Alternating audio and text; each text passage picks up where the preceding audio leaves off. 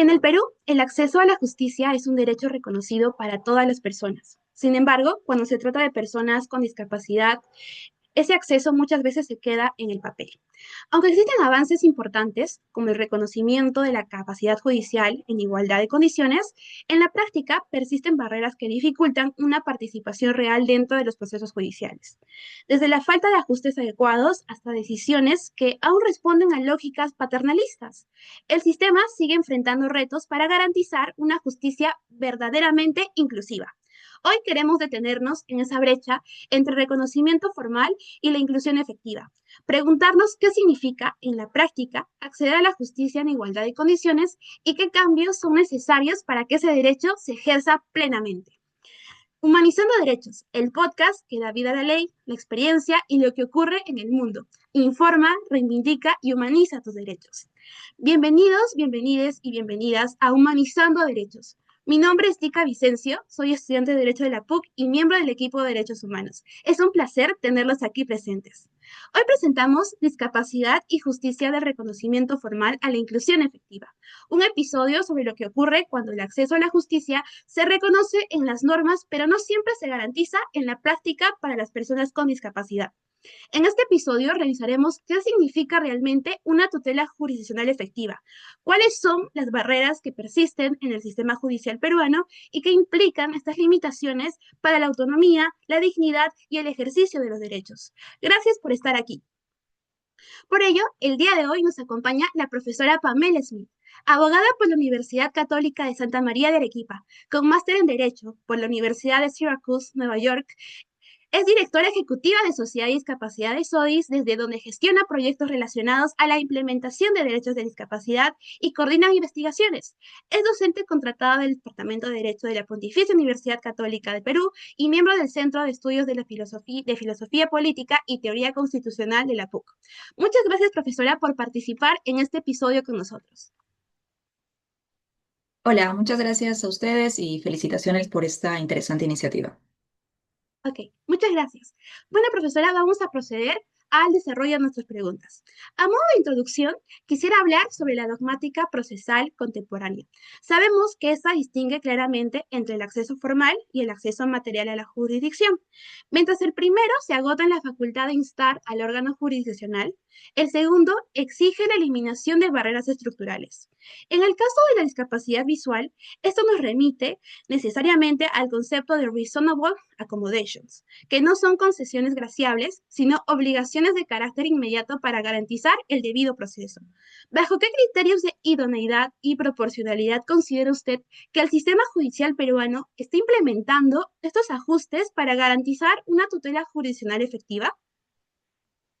Muchas gracias por esa pregunta. A mí me gustaría tal vez ir un paso atrás y clarificar cuál es la comprensión de los ajustes razonables o la idea de ajustes razonables en el marco del acceso a la justicia. Y creo que lo primero que tenemos que entender antes de evaluar los criterios de idoneidad y proporcionalidad es asentar esta visión de que los ajustes razonables son una manifestación del derecho a la igualdad y una condición imprescindible para asegurar que las personas con discapacidad, de manera general, pero también las personas con discapacidad visual, participen en el proceso judicial en sus diferentes etapas y lo más importante es que participen en igualdad de condiciones. Entonces, hay un aspecto de la idea de ajustes razonables que facilita la participación de estas personas, pero además su aplicación asegura que participen no como, no de forma accesoria, sino que participen en igualdad de condiciones. Ahora, refiriéndome a la idea de criterios de idoneidad y proporcionalidad que el sistema judicial peruano estaría implementando. Parte de la idea de los ajustes es que son requisitos o son demandas que van a ir solicitando las personas con discapacidad y que éstas van a ser ajustados al tipo de situación. Hay algunos ensayos y algunos ejemplos bastante clásicos de lo que puede significar un ajuste razonable en vía judicial.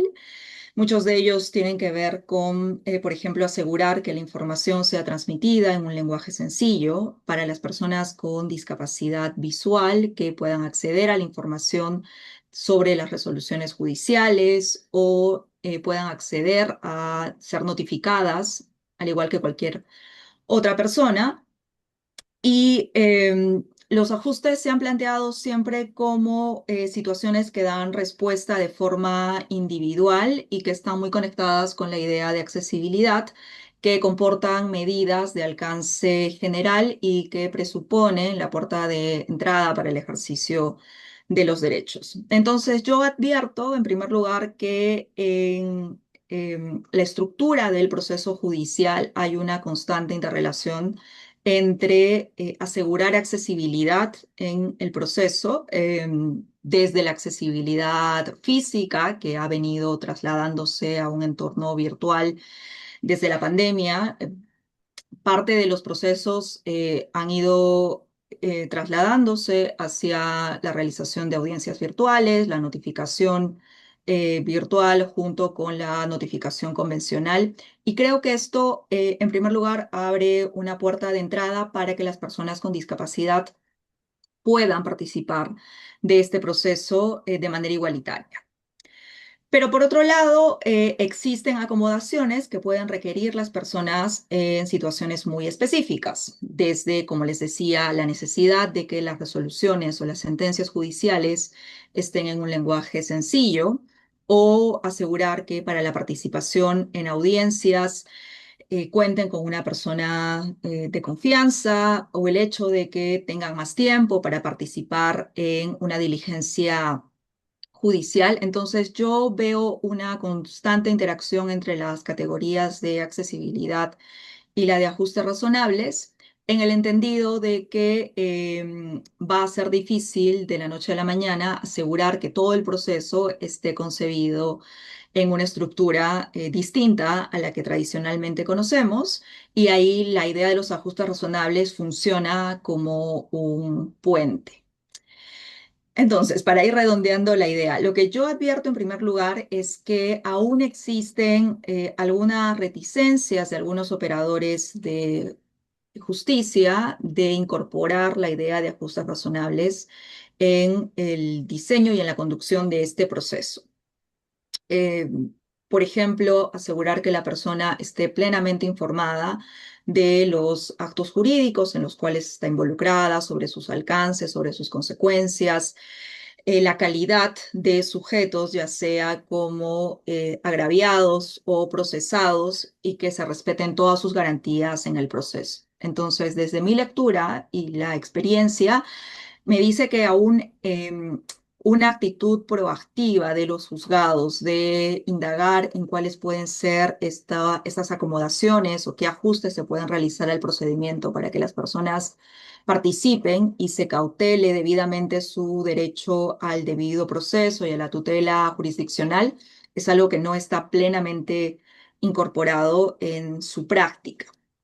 Sabemos también que los ajustes como idea tienen un techo, que es que estos no superen la carga de proporcionalidad. Y sobre esto, particularmente, yo no he visto que algún juzgado se rehúse a dotar de acomodaciones cuando estas son solicitadas y haya un ejercicio muy específico de desmenuzar si es que se supera o no la garantía de, o este techo, o este criterio de la proporcionalidad y la idoneidad. Por lo general, lo que sí advierto es que hay muchos pedidos que quieren asimilarse a través de la idea de ajustes razonables. Uno que me pareció muy interesante o curioso fue la extensión de un plazo judicial que solicitaba una parte, porque se trataba de un caso que involucraba a una persona con autismo. Y aquí la defensa se hacía la pregunta de si esto podía constituir un ajuste razonable. Entonces, sí creo que aún estamos en una etapa en la que, si bien la idea está mucho más presente, no se ha incorporado en su totalidad en la práctica judicial, pero además una actitud proactiva de los juzgados de asegurarse de que las personas participen en igualdad de condiciones. Ok, me parece una respuesta muy integrativa y más que todo transversal sobre la perspectiva que tienen las vivencias de las personas con discapacidad visual en los juzgados, ¿no? En esa misma línea, doctora, el decreto legislativo 1384 marcó la transición del modelo de sustitución de la voluntad propio de la interdicción decimonónica hacia un modelo de apoyo y salvaguardias. Este cambio busca operativizar el artículo 12 de la Convención de la ONU, reconociendo la plena capacidad jurídica bajo el estándar internacional de Support Decision Making, toma de decisiones apoyadas, alejándonos del paternalismo jurídico. En su experiencia, ¿en qué medida la judicatura ha logrado internalizar este cambio de paradigma para evitar que los apoyos se conviertan en la praxis en una forma encubierta de sustitución de la voluntad? Creo que aquí podemos señalar algunas medidas que han intentado regular el procedimiento en la vía judicial, en la vía notarial. Cuando se adopta el decreto legislativo 1384, vamos a encontrar dos reglamentos, ¿no? El reglamento que ordena la transición hacia ese sistema de apoyos en la vía judicial y un reglamento general adoptado por el Ejecutivo, donde se dan algunos alcances sobre el procedimiento en la vía notarial y en la vía judicial. En la vía judicial específicamente, incluso antes de que se adopte el reglamento, contábamos con un protocolo de acceso a la justicia para las personas con discapacidad. Y creo que lo primero que hay que admitir es que ha sido un reto y que por supuesto han habido algunos avances. Yo creo que es importante reconocer que el Poder Judicial, a través de la Comisión de Acceso a la Justicia, ha llevado, y por supuesto con la colaboración de otras instituciones como la Academia de la Magistratura, organizaciones de la sociedad civil, han llevado a cabo múltiples iniciativas de capacitación para que los jueces de familia, especialmente, estén entrenados en lo que significa el cambio de paradigma que viene con la reforma contenida en el 1384. Claramente esto no es suficiente o no ha sido suficiente, especialmente en los primeros años en los que se empieza a aplicar la reforma y en la medida en que algunas otras iniciativas que intentaban abarcar a otros actores, por ejemplo, la capacitación también a equipos multidisciplinarios que pueden apoyar la labor de los juzgados de familia, mientras más actores se iban incorporando en el proceso, creo que también la academia y las organizaciones de la sociedad civil han empezado a evaluar cómo es que se ha venido aplicando la reforma. Entonces, creo que aquí los hallazgos coinciden en que si bien la reforma contiene este nuevo paradigma orientado a respetar la voluntad y la autonomía de las personas con discapacidad, en la práctica judicial, al menos de los primeros años, 2 primeros años, los nuevos procesos de designación de apoyos y de salvaguardias han reproducido muchos de los vicios que se les atribuían al proceso de interdicción y de curatela. Esto significa que si bien ya no se ordena la representación de una persona con discapacidad que recaiga enteramente en un tercero, las personas que ahora ejecutan o que fungen como apoyos tienen roles sumamente amplios. No se hace una correcta evaluación de cuáles son estos ámbitos en los que la persona con discapacidad necesita apoyo para el ejercicio de su capacidad jurídica. Entonces, las decisiones judiciales tienden a ser bastante amplias, generales, por periodos largos de tiempo. La idea de las salvaguardias, por ejemplo, que es una categoría distinta a la de los apoyos y la cual ha recibido múltiples críticas porque ha sido muy poco desarrollada, tanto a nivel del Comité de Naciones Unidas sobre Derechos de las Personas con Discapacidad. Se entiende casi de forma indesligable unida a la figura de apoyos. Entonces, en la ejecución o en el curso del proceso se solicita, o en muchos casos, en la mayoría incluso podríamos decir, se solicita designación de apoyos y salvaguardias, ¿no? Las salvaguardias van a cumplir otra finalidad, pero en la incorporación de estas categorías, en el razonamiento de estos casos, han ido casi unidas y de forma indesligable.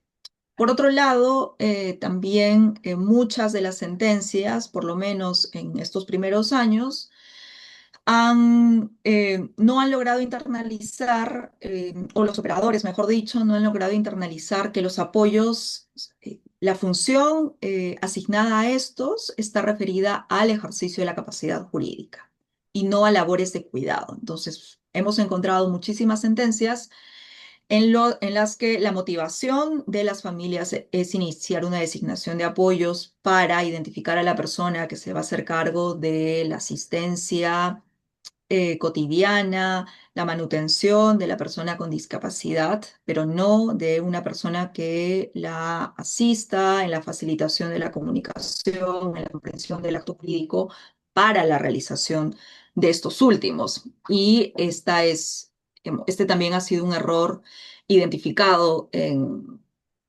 la emisión y la adopción de estas sentencias. Entonces, aquí creo que hay una situación que, que sí nos pone algunas preguntas, ¿no? Bueno, y esto además, ya para ir cerrando la idea, de que nos encontramos también en un contexto a nivel social y familiar donde las personas con discapacidad en sus vidas cotidianas, en sus dinámicas familiares, no toman decisiones todo el tiempo. De hecho, parte de la motivación del inicio de estos procedimientos están sustentados en la administración de una pensión o en la administración de bienes. Entonces, a veces encontramos un salto en el que, claro, se espera que la persona con discapacidad comunique expresamente su voluntad, designe apoyos, pero el proceso como tal no va a cambiar, ni el resultado del proceso, o sea, ni una designación de apoyos en el marco más garantista posible, va a asegurar que las dinámicas familiares, donde la voz de la persona con discapacidad no es tomada en cuenta, donde no ha existido un ejercicio previo de fortalecer autonomía en decisiones más menos cotidianas, para migrar a aquellas más complejas, ese cambio no se va a producir en el marco del proceso judicial. Entonces, lo que sí tengo que reconocer es que ha habido un esfuerzo de muchos jueces de de capacitarse, y un esfuerzo institucional también de que los jueces y los equipos multidisciplinarios sean entrenados, además de la misma Comisión de Acceso a la Justicia de ir elaborando algunos lineamientos, algunos no han logrado adoptarse. Pero por otro lado, sí encuentro una barrera en la concepción de la capacidad jurídica como categoría, en la percepción de las personas con discapacidad como sujetos plenos de derecho. El mero hecho, y eso lo vamos a encontrar si es que hacemos un análisis de las sentencias, ¿no? La fuerza que aún tiene el diagnóstico para definir si es que una persona manifiesta o no voluntad. em, Esto va a determinar que el juez incluya algunas medidas que pueden ser más protectoras. Esto gana o sobrepasa algunas más orientadas a identificar cuál es la autonomía, la voluntad, las preferencias, que son algunos otros criterios que establece la reforma. Y claro, aún se mantiene esta tendencia en ir por la protección en lugar de hacer este análisis de la autonomía. Creo que en algunos casos esto puede estar más o menos justificado y el universo de casos que se ha expuesto también nos ha enfrentado con realidades que son bastante duras y donde el juez va a tener un rol más garantista o más proteccionista, pero creo que finalmente es ese balance el que aún no es fácil de obtener en el marco de estos procesos. Me parece una respuesta que lleva mucho a la reflexión. Aprender a, digamos, identificar cuando una medida puede ser demasiado proteccionista o cuando, digamos, de alguna manera realza el valor de la autonomía de las personas con discapacidad durante sus procesos judiciales, ¿no? Entonces, muchas gracias. Bueno, continuando en esa línea, si en el Perú ha suscrito los principales instrumentos de International Human Rights Law, existe una dicotomía persistente entre el reconocimiento de jure, la validez legal de los derechos de la Constitución y los tratados, y la eficacia de facto, la aplicación real y efectiva en el día a día judicial. A pesar de que el marco legal prohíbe la discriminación, la arquitectura del proceso civil peruano sigue operando bajo un diseño estándar que no siempre internaliza la diversidad funcional, ¿no? Como estábamos hablando hace poco. ¿Cuál considera usted que es la principal barrera sistemática que impide que la autonomía de las personas con discapacidad pase de ser una declaración de principios a una realidad operativa en nuestros tribunales? En sí, gracias por la pregunta. Yo creo que en este caso em, es probable que la barrera estructural anteceda a los tribunales, ¿no? Conectando con esta última idea que mencionaba en respuesta a la pregunta anterior. Creo que el proceso de designación de apoyos fue pensado bajo el esquema de que una persona con discapacidad cuenta con una red familiar, amical e incluso comunitaria, y que lo que hay que ajustar es este desbalance de poder, ¿no? Devolverle a la persona la capacidad jurídica o la posibilidad de tomar decisiones y de identificar a personas que pueden apoyarla en algunas decisiones, en materia de salud, en materia de administración de bienes, en la representación de un proceso judicial. Entonces, era un poco de cambiar la perspectiva, de devolverles el poder y de asegurar que todas estas personas funcionen en una red que no sustituya la voluntad, sino que la asista. Eh, pero lamentablemente lo que se ha encontrado, y creo que esto compromete especialmente a las personas con discapacidad intelectual y algunas personas con discapacidad como la parálisis cerebral, es que estas personas probablemente no hayan terminado la educación básica, sus conexiones con la vida social y comunitaria han estado bastante recortadas, sus habilidades para la vida diaria y por ende para la em, posibilidad de tomar decisiones más cotidianas, más complejas, también ha estado bastante reducida. Entonces, esto rompe un poco la lógica esa con la que se planteó la reforma de que las personas vayan listas al proceso, ellas mismas además, porque la reforma parte de que las designaciones de apoyo son en esencia voluntarias y solo son excepcionales cuando la persona no manifieste voluntad. Em, entonces, claro, lo que se esperaba es que la persona vaya al notario o la persona pueda iniciar un procedimiento judicial para designar a sus apoyos previamente identificados. Pero lo que encontramos en la práctica es que en realidad son las familias las que inician los procedimientos en representación o irrogándose representación sobre las personas con discapacidad y además son canalizadas a través del mecanismo excepcional. Esto quiere decir que las personas no manifiestan voluntad bajo ningún supuesto, habiéndose agotado las medidas de accesibilidad, la provisión de ajuste, la aplicación de medios alternativos de comunicación. Entonces, eso creo que nos habla un poco de cuál es la situación a nivel social de las personas con discapacidad. Y lo que le queda en ese contexto al Poder Judicial es, uno, verificar que en efecto esta persona no manifiesta voluntad. Y creo que lo positivo es que han habido muchos casos en los que bajo la aplicación de los ajustes razonables, bajo la intervención o con la intervención de un equipo multidisciplinario, se ha logrado extraer esa voluntad de la persona y la persona ha confirmado que quería ser parte de un proceso y la persona ha convalidado que ya sea la hermana, la prima, alguien de su entorno cercano puede tener facultades de apoyo con o sin representación. Entonces, creo que ha habido un esfuerzo, no sé qué tan aislado, pero creo que al menos yo registro ese esfuerzo de asegurar que al menos la voluntad de la persona con discapacidad está contenida, ¿no? Algunos esfuerzos que vienen, por supuesto, de la proactividad de los jueces, pero otros que están establecidos en la norma. Antes no era necesario tener una audiencia ni conocer a la persona con discapacidad. Era suficiente con que alguien presente la demanda, se revise que se trataba de una persona con discapacidad, se revise sus certificados, sus informes médicos, y eso era suficiente para incapacitarla. Pero ahora, claro, además el proceso establece que tiene que llevarse a cabo una audiencia, incluso establece la participación del equipo multidisciplinario y todo eso va dotando de garantías necesarias para que sea la voluntad de la persona con discapacidad la que prevalezca.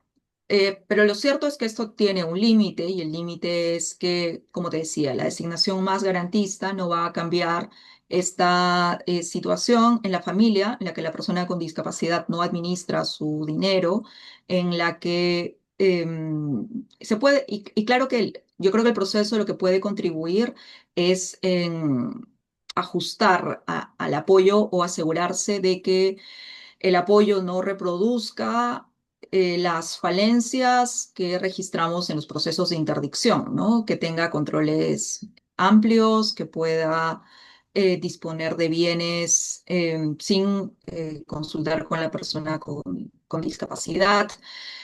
No existían salvaguardias que ahora existen. Es otra discusión si es que estas figuras de verdad están asegurándose de que se protejan los derechos, la voluntad y las preferencias de la persona con discapacidad. Pero es cierto que hay algo de eso que sobrepasa las relaciones familiares. Y la forma en la que las personas con discapacidad son percibidas en sus hogares, el rol que juegan en sus hogares y el rol que juegan también sobre sus propias decisiones.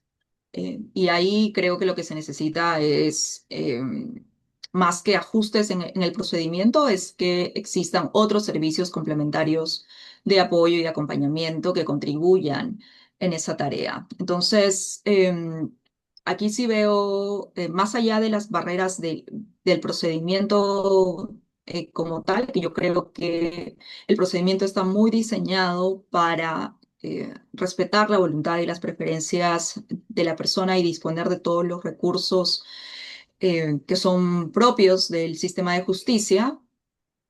Creo que la barrera principal se enfrenta ya en los casos a nivel familiar y el lugar que ocupan en la sociedad las personas con discapacidad. Muchas gracias. Bueno, este es un tema muy interesante.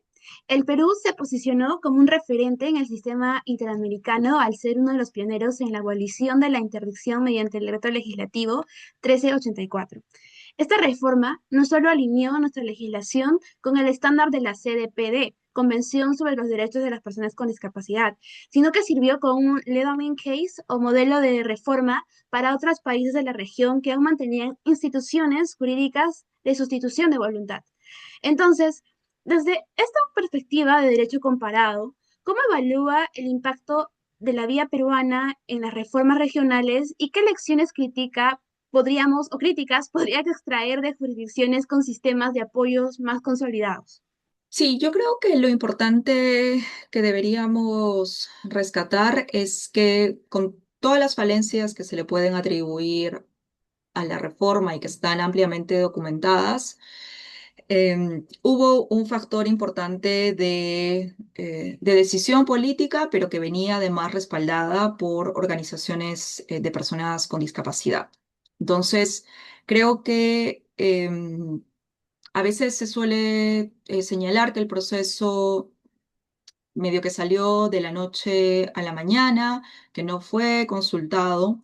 Y yo creo que si miramos en perspectiva, estas conclusiones, por lo menos desde mi perspectiva, no son enteramente ciertas. La reforma surge o toma muchos insumos de un proyecto de ley que fue discutido en el Congreso en el marco de la instalación de una comisión revisora del Código Civil, cuya conformación estuvo ordenada por la Ley General de Personas con Discapacidad y que tuvo participación de la academia, de instituciones más importantes como la Defensoría del Pueblo, el Ministerio de Justicia, la sociedad civil y representantes de organizaciones de personas con discapacidad intelectual y psicosocial. Entonces, yo creo que fue un procedimiento orientado a un procedimiento participativo y además asegurándose de que todos los actores relevantes participaran.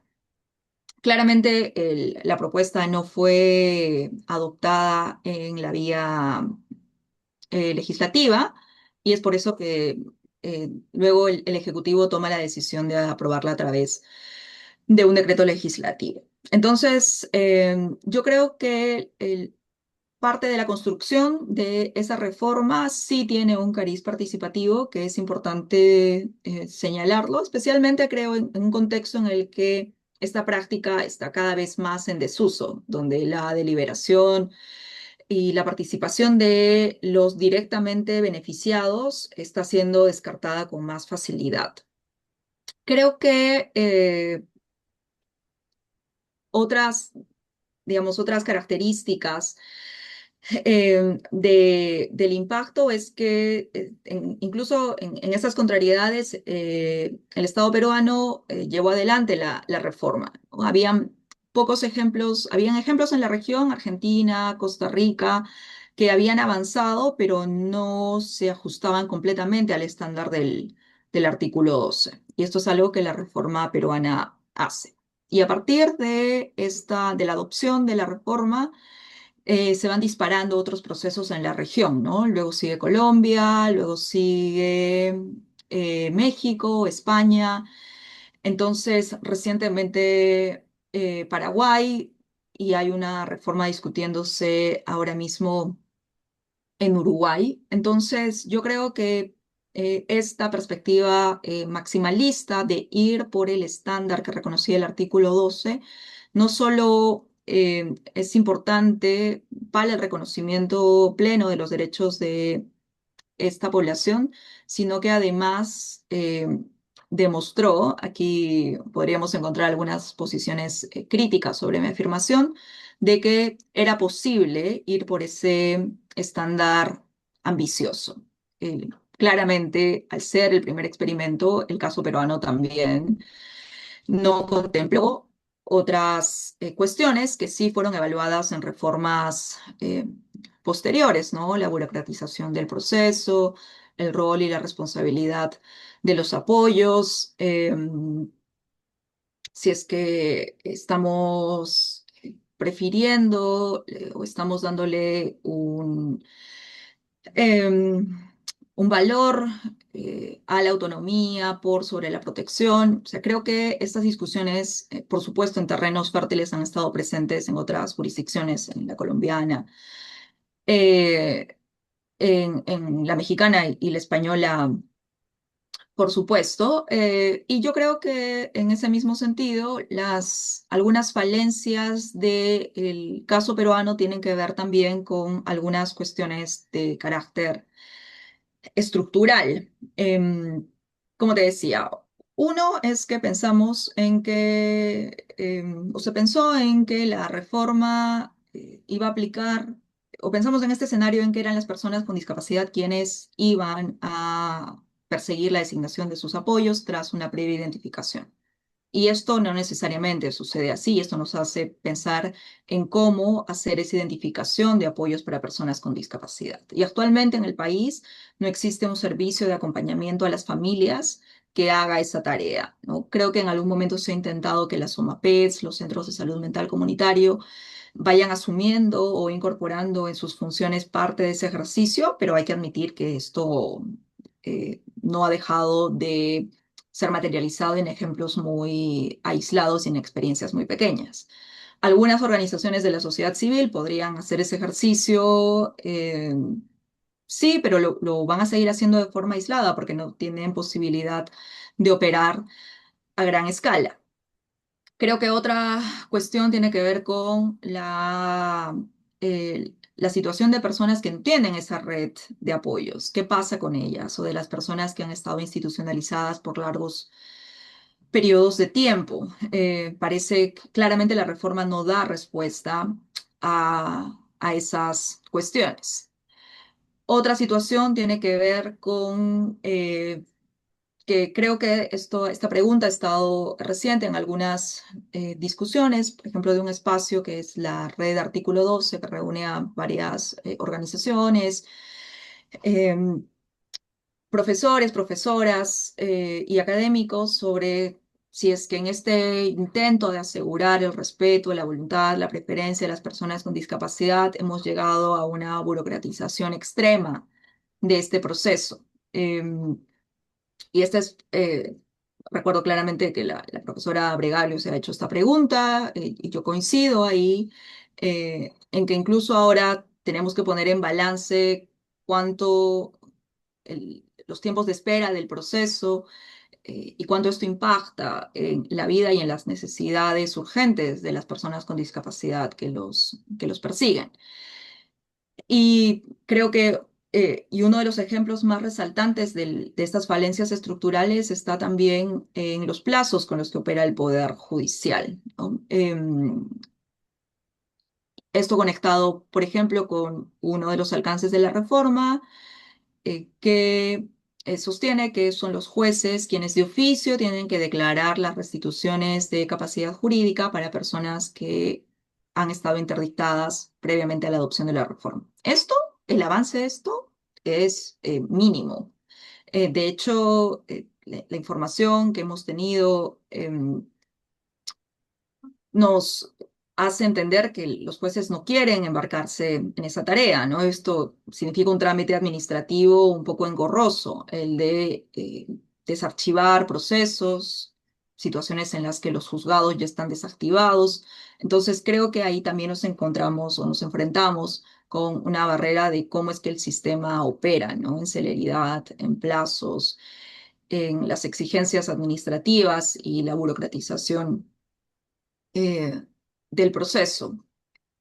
Y finalmente, creo que también, y volviendo a este punto, cuánto de eso va a impactar finalmente en la vida de las personas, ¿no? Si es que existe una capacidad operativa, ya sea del Poder Judicial. El Poder Judicial, por ejemplo, los jueces podrían hacer una revisión periódica de cómo los apoyos vienen ejerciendo sus funciones. Pero en la práctica, que esto suceda es bastante complicado, ¿no? Entonces no hay ninguna medida de prevención, de acompañamiento, de seguimiento, porque no existen medidas de soporte social. Y creo que esa es la ausencia, una ausencia que caracteriza especialmente la reforma y el sistema peruano de atención a las personas con discapacidad. En Argentina, previamente a la reforma, existían estas figuras de curadores pagados directamente por el Estado, cuyo rol podría ser reconducido, ¿no? Hacia una figura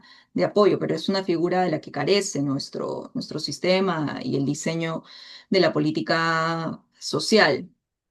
Tenemos las OMAPEDs, pero su alcance es bastante limitado. Tenemos situaciones de conflicto dentro de las familias. Entonces, claro, existe ciertamente una situación de desprotección que excede lo que propone la reforma y finalmente lo que puede la reforma cambiar. Muchas gracias. Aprecio la verdad la forma como usted construye sus ideas. Me parece muy un proceso de mucho aprendizaje como para mí, que soy la conductora de este episodio, ¿no? Entonces, vamos a pasar a la pregunta número 5. Esta es una pregunta importante para nuestros amigos litigantes. El artículo 119-A del Código Procesal Civil y la Ley 29973 establecen que los ajustes razonables son una obligación proactiva del Estado. No obstante, en la práctica litigante observamos a menudo una inversión de la carga. Por ejemplo, el usuario con discapacidad visual o su letrado deben fundamentar y probar la necesidad de cada ajuste, convirtiendo una garantía de acceso en una suerte de incidente procesal adicional o una pretensión que debe ser litigada por separado. En su experiencia, ¿considera que el protocolo de ajustes razonables funciona hoy como un facilitador automático de la participación o se ha convertido en una barrera burocrática que él o la abogada debe de conquistar en cada etapa del proceso? Gracias. Esa es una pregunta bastante interesante. Lo primero que puedo decir es que yo creo que el protocolo como tal ha servido, por lo menos en mi experiencia, para orientar el actuar del juzgado y en diferentes niveles. No solo el rol del juez como conductor del proceso, pero de especialistas, de personal administrativo, del personal que recibe a las personas con discapacidad en diferentes establecimientos del, del Poder Judicial. Entonces, creo que la función del protocolo, desde mi perspectiva, ha servido para acentuar la idea de que las personas con discapacidad necesitan participar en el proceso, necesitan participar en igualdad de condiciones y son los operadores, es el Poder Judicial y la Administración de la Justicia quien tiene que ir adoptando medidas. Entonces, yo creo que ese es uno de los principales aportes de este protocolo. Sobre esta situación que me mencionan de las personas con discapacidad solicitando ajustes y que estos no son debidamente atendidos o que existe una necesidad de probar su necesidad. Yo creo que aquí,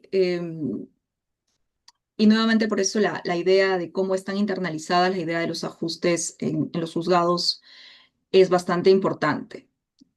Y tiene que ver también con las características de los ajustes o la tipología de ajustes.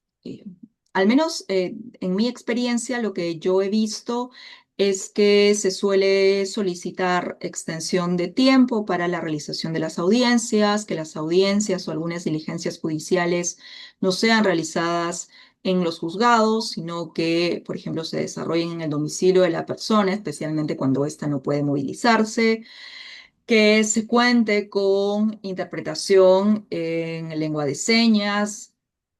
Entonces, yo creo que sobre esto existe, al menos lo que he visto y lo que quiero pensar, es que existe cada vez este tipo de acomodaciones están cada vez más internalizadas, ¿no?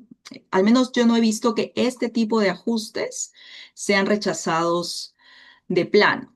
Me parece que donde pueden existir problemas, y es lo que advertí en un caso reciente del que tomé conocimiento, es de ajustes cuando estos involucran medios alternativos de la comunicación, ¿no? Aquí se necesita que sea el equipo multidisciplinario el que, por ejemplo, intervenga o exista una persona de apoyo que cumpla con este rol de facilitar la comunicación y la comprensión del acto jurídico.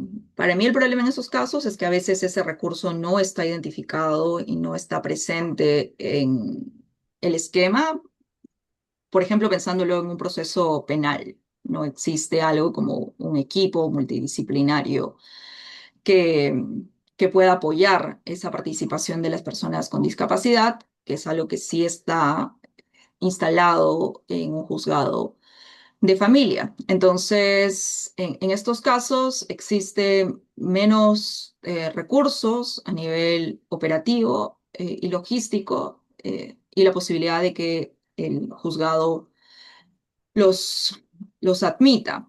Em, pero a la vez, sí creo que existe un desconocimiento de cuáles son esas medidas que proactivamente podría tomar el juzgado.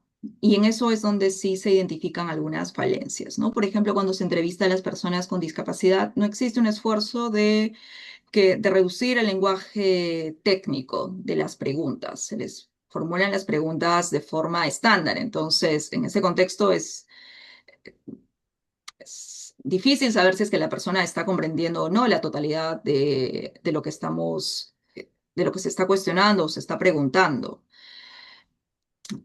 Y esto, claro, tiene un aspecto bastante crucial, especialmente en algunos casos, ¿no? Si es que la persona está designando apoyo, si es que la persona está siendo inculpada por un delito. Y creo que ahí es donde aún no existe este match entre lo que la persona puede necesitar, sus formas diferentes de comunicación, las acomodaciones que requiera y lo que usualmente puede proponer el juzgado. Y esto se puede acentuar en contextos de extrema vulnerabilidad, ¿no? Podemos encontrar personas que tengan plenamente identificados cuáles son los ajustes que estas personas necesitan. Algunas personas con autismo, por ejemplo, o sus familiares saben que esas personas necesitan más tiempo, entonces se solicita más tiempo. Pero si son personas que han estado completamente aisladas a nivel social y de pronto están involucradas en un proceso penal, entonces va a ser difícil que la persona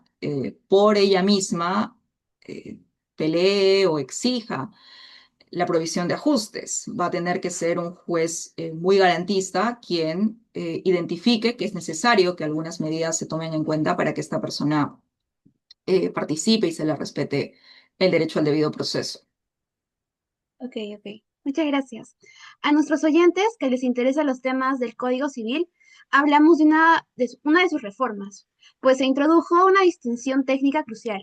Por un lado, los ajustes de procedimiento, que son modificaciones al proceso para que la persona participe por sí misma, como de software de lectura o documentos en braille, y por otro, el nombramiento de asistente, que implica que un tercero intervenga. El problema en la praxis es que muchos jueces confunden ambos conceptos y, en lugar de otorgar las herramientas técnicas para la autonomía, prefieren imponer la asistencia de un tercero, retornando involuntariamente a un esquema tutelar. ¿Cree usted que esta tendencia de los jueces a asistir en lugar de ajustar el procedimiento nace de una confusión teórica sobre la autonomía o es simplemente una resistencia institucional a modernizar los despachos judiciales? Ujú. Gracias. Esta pregunta también es interesante.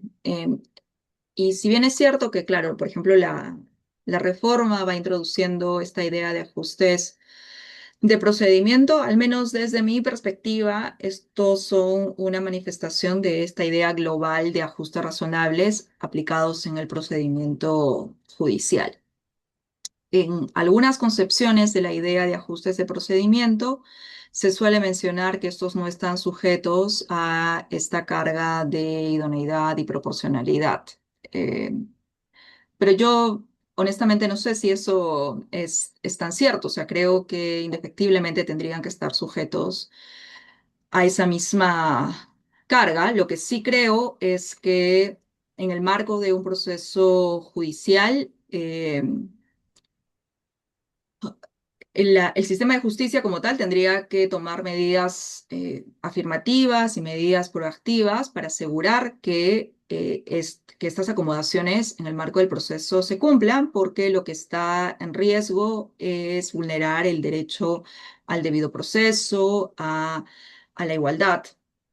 Diferente en un contexto, pensemos a nivel laboral o este protocolo que adoptó el Ejecutivo con ADI sobre ajustes razonables en trámites administrativos o para el ejercicio de la capacidad jurídica. Yo creo que aquí la obligación del Poder Judicial está reforzada porque hay mucho en juego en el marco del proceso, la voluntad, la preferencia de la persona, su derecho al debido proceso. Entonces, los argumentos que usualmente vienen sobre la ausencia de presupuesto, que es algo que podría argumentar claramente una empresa que se niega a introducir un ajuste razonable, tendrían que valorarse de forma distinta para un operador de la justicia.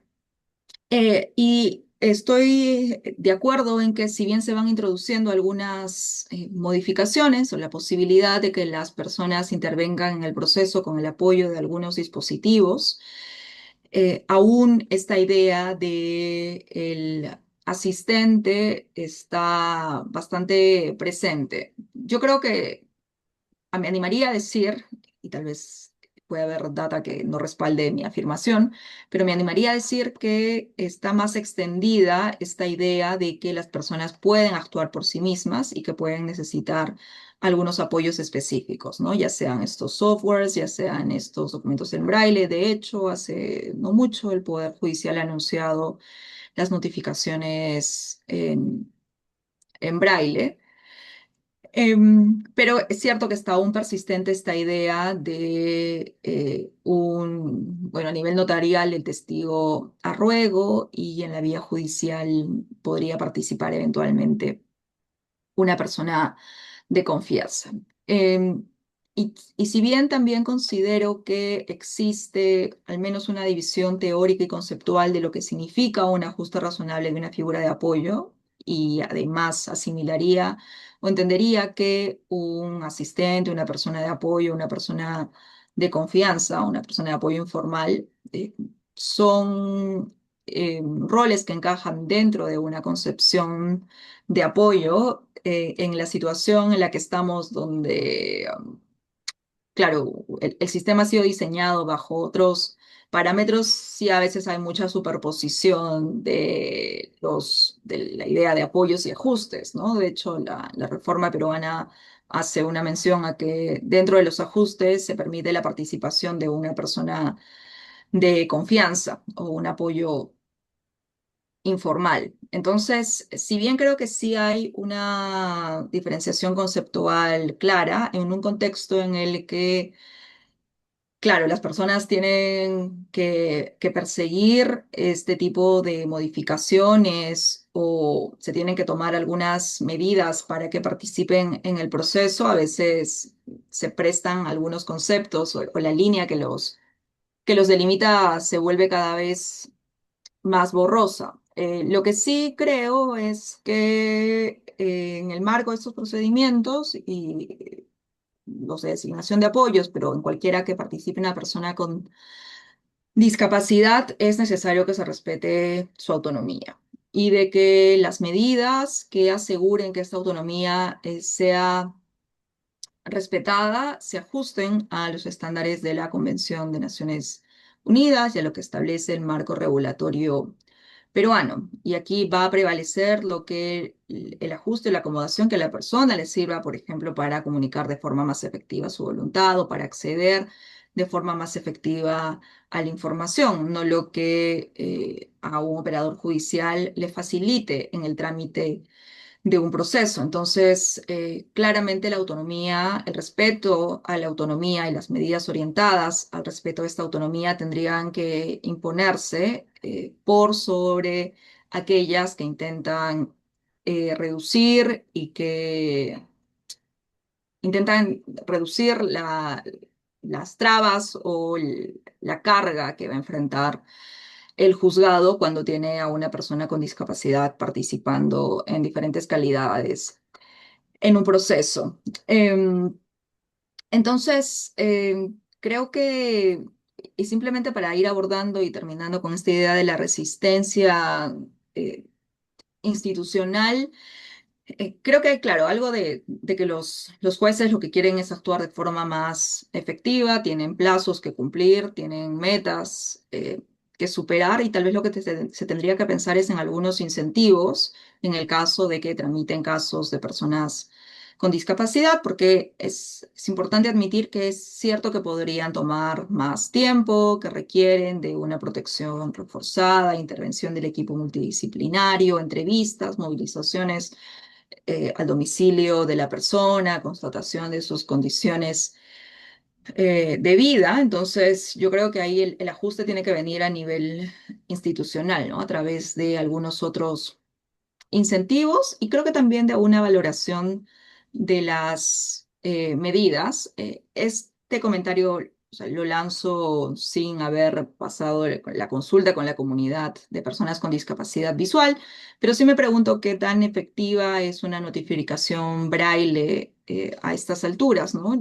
Creo que la data va reportando que hay menos personas que utilizan el braille y es algo que la comunidad de personas con discapacidad visual es algo que le preocupa porque están perdiendo la forma de leer nativamente.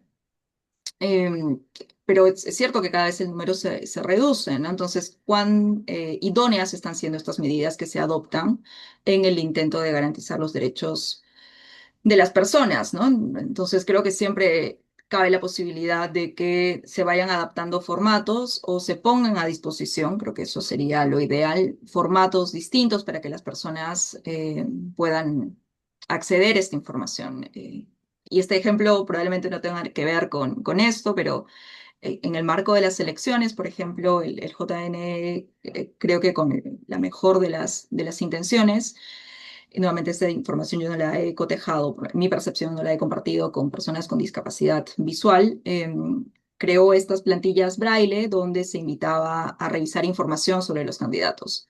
Pero no la información no estaba contenida en las plantillas braille, sino que se invitaba a que se revise la web de voto informado. Entonces, eh, lo pude compartir con una persona con discapacidad, entonces sí me preguntaba qué tan efectivo es generar un material que claramente tiene un costo para que todo se reduzca a la derivación a, eh, a una web, ¿no? Entonces, creo que ahí sí se requiere también un ejercicio de identificar o de pensar en la idoneidad y la efectividad de las medidas en un contexto en el que cada vez se cuenta con más información, en los que se puede someter a consulta con las personas con discapacidad para saber cuál es la vía idónea o la vía alternativa que se puede proponer en estos casos. Muchas gracias por su respuesta, de verdad. O sea, yo creo que también concuerdo completamente con usted que la voluntad es la que debe de prevalecer en cada proceso, ¿no? Y me parece muy interesante integrar más que todo lo que vendría, lo que yo considero como un realismo social, ¿no? De las vivencias que viven las personas con discapacidad y más que todo esta actualización de lo que ellas ya utilizan en la actualidad para poder, digamos, realizar sus trámites día a día, etcétera, ¿no? Entonces, ya para finalizar este gran episodio que me ha parecido muy completo, muy informativo, quisiera preguntarle a usted, y bueno, nuestros oyentes son grandes conocedores del multilateralismo y su importancia en las relaciones internacionales para alcanzar objetivos comunes.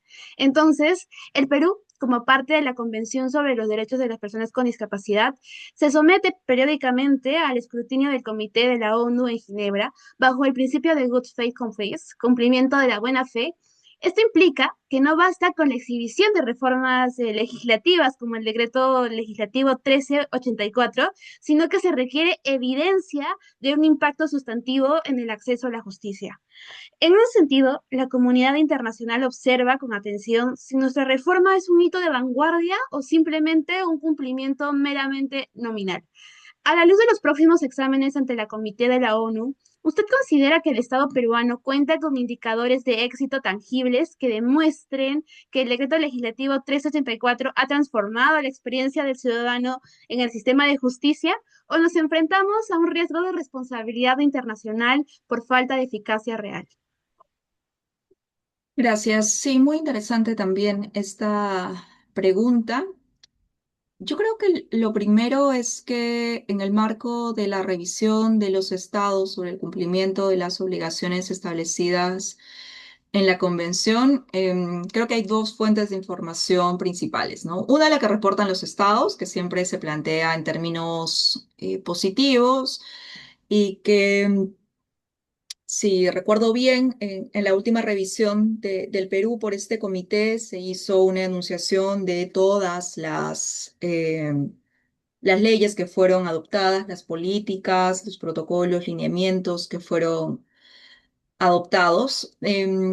Y usualmente la información o los reportes suelen aglutinar este tipo de información, ¿no? Por lo menos en esta última revisión no se ha ofrecido data que respalde que existe un cumplimiento o cuáles son los indicadores que se han planteado para el cumplimiento de la ley o del decreto legislativo 1384 y otras normas que regulan otros ámbitos de la vida de personas con discapacidad. Y la otra fuente es la fuente que viene de sociedad civil. Sociedad civil puede presentar informes paralelos o informes alternativos al informe del Estado y creo que en el último informe al menos, donde yo seguí de cerca el proceso, sí se hizo una evaluación crítica de estos logros que eran expuestos por el Estado. Pero también tengo que admitir que la evaluación del cumplimiento es medida muy en abstracto. Entonces, por ejemplo, si es que el gobierno argumentaba que había adoptado el decreto legislativo 1384, la sociedad civil no iba a negar eso, y es cierto que hasta el momento existen muy pocos insumos e información dura que nos permita saber cuánto impacta en la vida de las personas, pero sí existían algunos otros indicadores que nos parecía importante precisar, ¿no? Uno, que no se ha avanzado con la restitución de capacidad jurídica, pese a que es una obligación que está contenida en un reglamento. Dos, que uno de los reglamentos ordenaba que se elabore un plan de implementación del decreto legislativo 1384, que después de más de 2 años de ser adoptada no había sido implementado. La discusión, o creo que la evaluación del cumplimiento de la responsabilidad internacional todavía estaba siendo discutida a ese nivel, ¿no? Si es que se habían llegado a cumplir los mandatos establecidos en la norma o aquellos que estaban derivados de algunos artículos contenidos en la convención. Y en esta evaluación del cumplimiento, entonces sí, el comité tomó muchas de las sugerencias de la sociedad civil. Creo que vale decir, y ustedes lo deben conocer bien, que no simplemente toma lo que la sociedad civil expone, sino que traslada estas preguntas al, al Estado y luego emite el informe correspondiente. Entonces, sí, creo que aquí todavía estamos en una instancia en la que las obligaciones no son sustentadas necesariamente como suerte de evaluaciones de impacto ni de evaluaciones de efectividad, sino a través de algunos indicadores más laxos de cumplimiento de las obligaciones. Em, y aquí, simplemente para finalizar, el impacto de creo que hay algunas instituciones, por lo menos de lo que yo observo en los últimos años, que se ven más o que han tomado algunas actitudes distintas sobre lo que el comité ha determinado, ¿no? He visto que en algunos casos, por ejemplo, Indecopi se ha estado evaluando cómo dar respuesta a estas observaciones y sugerencias emitidas del comité. No es el caso de todos los sectores. Entonces, claro, incluso luego, después de que el comité establezca sus observaciones, viene nuevamente todo un proceso de involucramiento de cuáles son sus actores llamados a cumplir o revertir alguna situación que haya sido señalada por este organismo. Muchas gracias. Bueno, para nuestros oyentes, lo conversado hoy nos invita a mirar más allá de las reformas que, en el papel, prometen inclusión. El acceso a la justicia no se agota en el reconocimiento de derechos, sino en la posibilidad real de ejercerlos en condiciones de autonomía y sin barreras. Cuando el sistema no se adapta a la diversidad, no se lo excluye, sino que limita el reconocimiento pleno de las personas como sujetos de derecho. Los estándares internacionales apuntan a lo mismo, garantizar capacidad jurídica en igualdad de condiciones y construir un sistema de justicia verdaderamente accesible. Como sociedad, podemos informarnos, cuestionar prácticas excluyentes y promover una cultura jurídica más inclusiva. La invitación es a seguir este debate con evidencia y empatía, para que la inclusión deje de ser una promesa y se convierta en una realidad. Llegamos al final de este episodio. Queremos agradecer profundamente a la profesora Pamela Smith por su claridad y generosidad al compartir su conocimiento, análisis y experiencias que enriquecen este debate y que nos invitan a la reflexión de forma general. Profesora Pamela Smith, ¿usted quisiera darle algunas palabras a nuestros oyentes? Sí, claro que sí. Retomando esta idea que tú mencionabas, Tika, creo que todos somos actores y vamos a ser actores cuando actuemos como abogados en diferentes instituciones y todas podemos jugar un rol importantísimo. Creo que el primero va a ser cuestionar algunas de nuestras preconcepciones.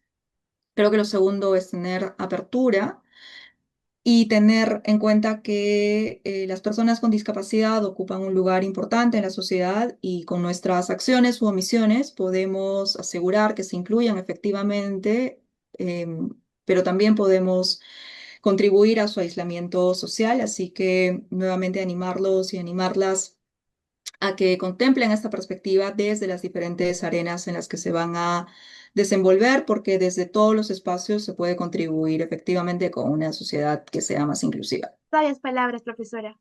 Del mismo modo, gracias a ustedes, oyentes, que nos acompañan episodio a episodio y nos impulsan a seguir humanizando realidades, vivencias y, por supuesto, derechos. Les invitamos a escuchar los demás episodios de Humanizando Derechos y a compartir este contenido para abrir más conversaciones informadas y necesarias. No se olviden de seguirnos en Instagram como Equipo de Derechos Humanos, espacio en el que estaremos compartiendo algunas dinámicas y demás contenido en relación a los derechos humanos. Hasta la próxima.